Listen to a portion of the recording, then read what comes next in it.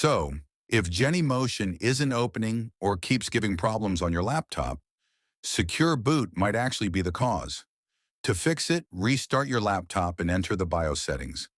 Depending on your device, the key is usually F2, F10, F12, escape, or delete.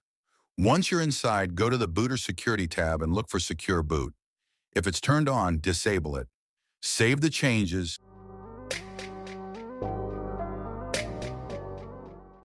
restart your laptop,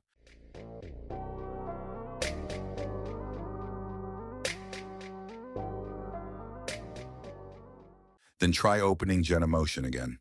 That fixed the issue for me, so hopefully it works for you too.